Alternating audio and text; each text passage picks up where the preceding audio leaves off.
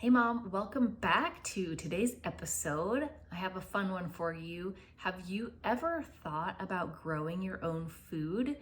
It can really save a lot of money on produce over the years, and once you learn how to grow some varieties that you love, you can rinse and repeat each and every year very easily.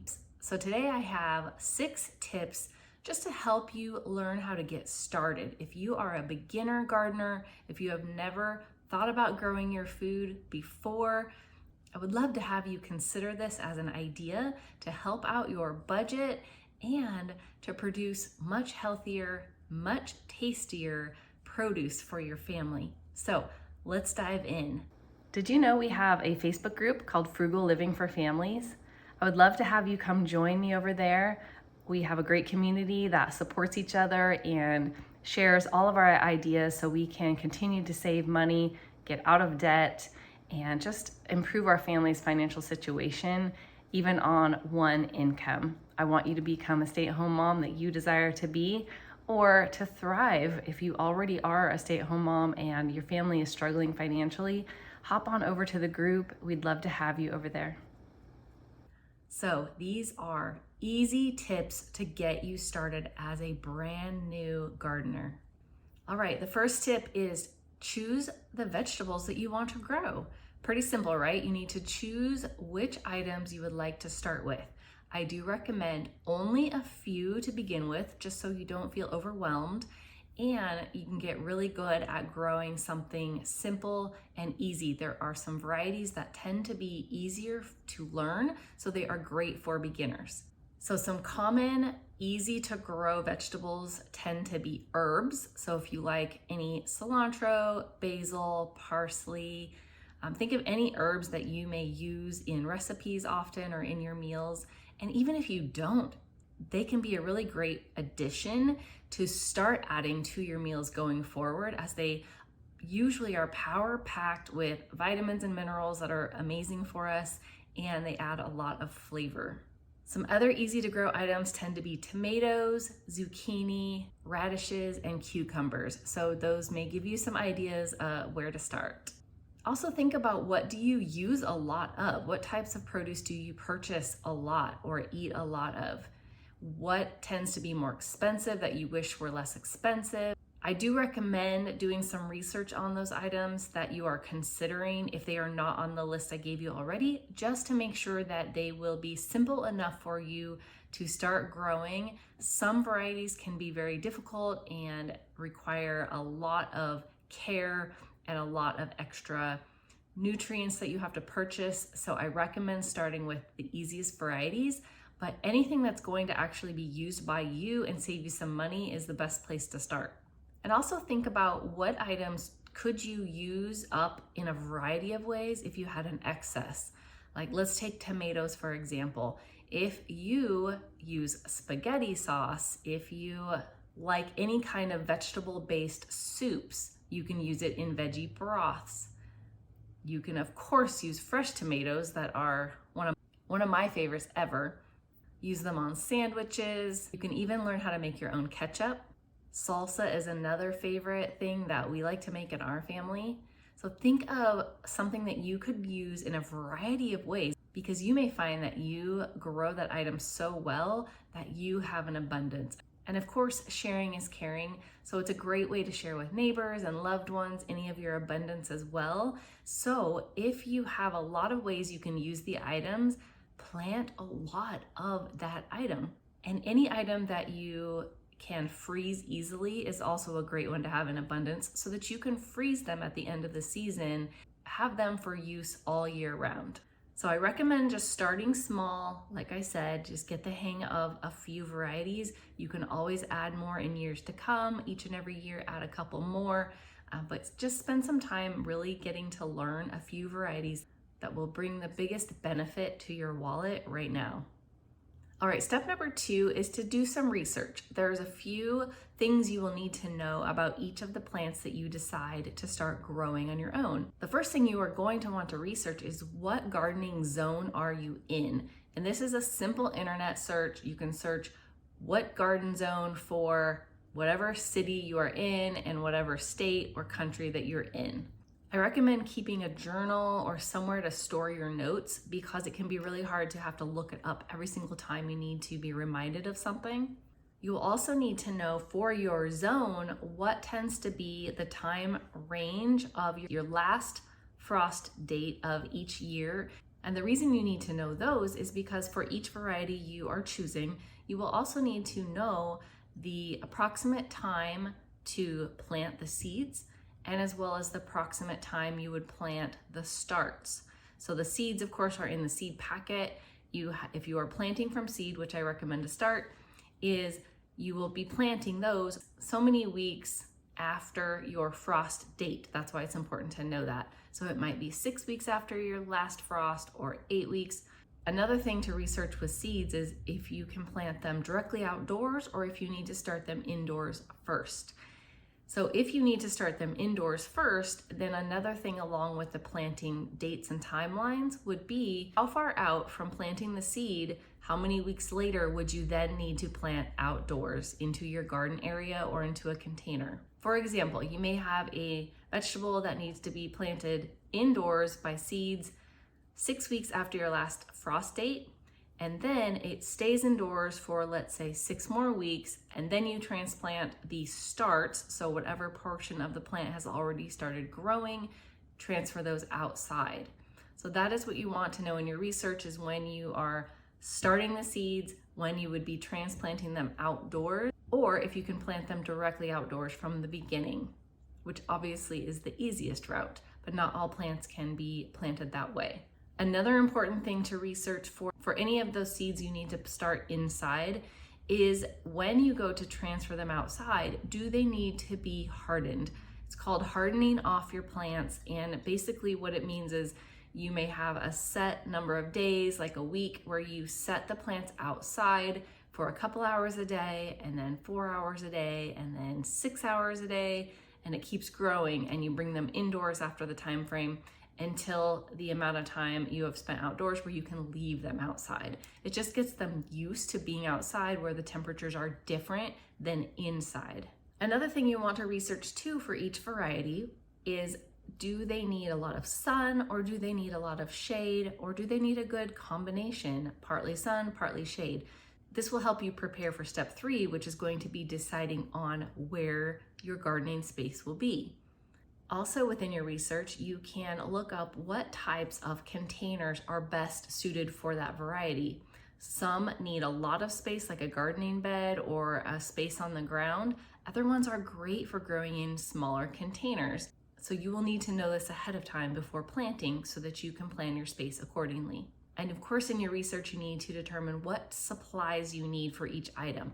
Tomatoes, for example, will need something like a tomato cage or some way to support the plant as it grows taller and taller, and the fruit of the tomatoes makes it heavier and want to tip over. So tomato cages are great for that.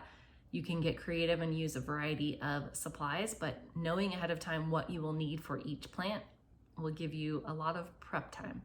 And then another thing you can research is just how to best care for the plant. So these can also be things you look up as you go once you have planted. That's why we start off with some easier to grow varieties, just so there is less to mitigate. But researching all you can about those varieties that you choose to grow this year will give you a lot of preparation time and knowledge in how to best care for them for the best outcome of your harvest. And lastly, of course, you need to research when to harvest. All right, step 3, I already mentioned it, and that is to decide where you will have your garden space. Where are you going to grow these vegetables? Now, you may have a garden bed and you have an area set aside, or maybe you have a lot of dirt straight on the ground that you plan to grow in, and maybe you have chosen containers for all of your vegetables or part of them. And containers are great because they can be moved around. You can put them in the sun, you can move them to the shade. You can fit them in around small spaces to allow you to have more things to grow. What can you set up for less money? So if containers are easier for you to obtain, then plant items that can grow well in containers and get creative on your spaces. Any area of dirt that is far enough from other plants may be a good option for growing certain vegetables or fruits. And you'll want to consider just your easy access to get to the plants, to care for them, and as well as to harvest them. All right, step 4 is to gather up any supplies that you need. So your research would have helped you determine what types of supplies you need, the type of garden space or containers, materials to make a garden bed if you want something raised up. All of those supplies you can start trying to obtain now. Planter pots are easily obtained on my local Buy Nothing group all the time. So that is something to be watching for, and to put out some requests that you're searching for planter pots or any kind of containers that you can use to grow gardens in. Get creative. You can use buckets, you can use empty tubs, you can use bathtubs. I've seen people grow plants in old toilets, for example, cleaned out, of course. Even like those gallon water and milk jugs thoroughly cleaned out. Depending on how much space and soil and depth that a plant needs, all kinds of containers can work really well for you. Do you need wood or something to make a raised garden bed? A lot of people give it away from projects they've had. You'll want to make sure that any wood is not treated wood, as that can leach into your soil. And then of course, gardening tools. A lot of gardening tools are given away on your local Buy Nothing group as well, or any of your free groups that you have on Facebook. I'm actually in several in my area, so check what groups you have access to. Things like gardening gloves, tomato cages, supplies for helping support your plants as they grow up, like twine and trellises. You don't need a lot when you're first starting out, so get creative. You can use even a pencil to make a hole for a seed when you first start growing. You don't need anything special. Usually they only need to go down 1/4 of an inch maybe. So soil is another supply that you'll be needing to get. This can be potting soil, specialty garden bed soil. Just make sure it's a good quality. If you want organic, if that's important to you, search for the organic soil. And watch for sales on soil. I have gotten free potting soil and garden soil, but typically you need more than you're able to get for free. So check sale prices at your department stores, grocery stores, home improvement stores, and also your local warehouse stores. And then of course, seeds. You need seeds to grow. So you can get packets of seeds pretty inexpensively. Again, if organic produce is important to you, you will want to get organic seeds or heirloom seeds. And you can get so many varieties these days. You can get them at your local grocery store, garden nurseries, home improvement stores, and even online. There are a lot of garden seed specialty stores. So once you get really creative with your gardening and you get really good at growing tomatoes, for example, and you want to try a lot of different varieties of tomatoes, searching online can actually help you get a whole lot more variety than you even imagined was possible. Another great way to get seeds is just asking for extras from loved ones, neighbors, friends, family, and even on social media. A lot of times there are seed trading groups or seed exchanging groups. Look those up and trade with other people in your local area. You can give them half of some seeds that you have in exchange for them giving you half of a different type of seed, and now you both have more seeds that you didn't have to buy. The seed packets will tell you how far apart to plant them, how much sun and shade they need, and also water. I recommend growing a lot of seeds if you're able to, just because some won't sprout. So don't only grow the exact amount that you're hoping to get later. Grow extra. You can always give them away. But I will say too, if some of your seeds fail and don't grow, and at the time it's time to plant outdoors and you find that you do not have as many plants as you would like, go ahead and buy starts then at your local nursery, grocery store, department store, home improvement store. You can get starts, which is just somebody else planted the seed and it has grown into a hardy little plant, and that is called a start. It's what you also have grown from the seed for any that have been successful. So you go ahead and purchase a few. They are more expensive to buy than, of course, than a packet of seeds, because somebody has done that work for you, but they're pretty inexpensive, maybe a few dollars per plant. So you can make up the difference if you find that some of your seeds have not sprouted fully. All right, and step 6 is to care for your plants according to your research that you've done. How much water do they need? How often? How deep should you be watering to get to the roots? Some plants like a more dry environment and some like to be watered quite a bit. So look at your seed instructions. You can also do more research if you can't find the information. Again, anything that you need to mitigate, you can research that to learn how to care for your plants. Do you need to prune any portions of the plants? By starting with those few varieties, really get to know the ins and outs of growing those plants, and you'll get really good and have it'll be a lot of fun watching your plants grow. So enjoy the process. It can feel really slow at times. It does take several months for the produce to grow, but enjoy watching your plants getting bigger and bigger and bigger and stronger and stronger. Some plants are ready very fast, like a lot of herbs you'll be able to use almost right away, and they will continue to grow for you. This is a good time to, while they're growing, to be planning for all the variety of ways you will be able to use those items. And each year you can add a couple more varieties to really learn and get to know, and it will keep gardening simple for you. It will help you learn without getting overwhelmed, without giving up, and you'll actually reap a great harvest of each of the vegetables at the end because you have spent so much time caring well for those varieties. So then the last step is to harvest and enjoy, right? Harvest when they're ready. Enjoy the taste of homegrown produce. If you've never had homegrown produce, there's nothing like it. And if you have enjoyed, comment how amazing homegrown produce is.